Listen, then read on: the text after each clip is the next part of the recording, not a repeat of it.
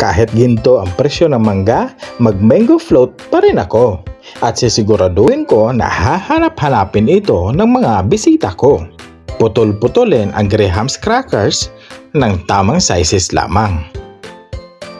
I-scrape ang mangga gamit ang baso para simot talaga. Bahala kayo kung ano gamitin nyo na pang-scrape.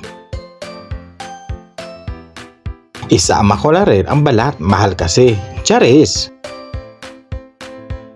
Sa isang maliit na kaldero, magpakulo ng 1/2 cup of clean water. Pag kumulo na ito, isalin sa isang mixing bowl.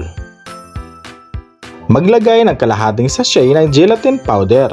Tapos haluin ito ng mabuti.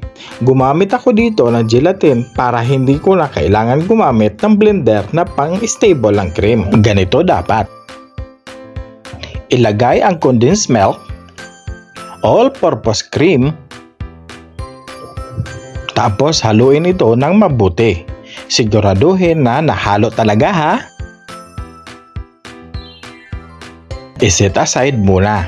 Sa isang Tupperware, ilagay ang Graham's cracker, mangga, at ang ating mixture.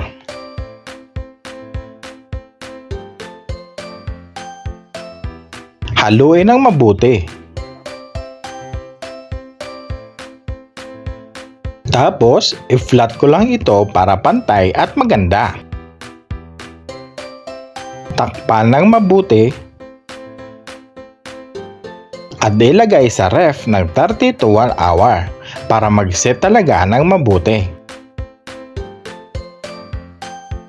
After 1 hour, this is it, pansit.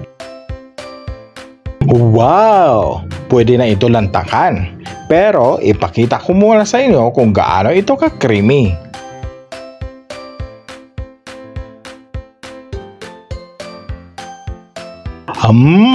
Super yummy!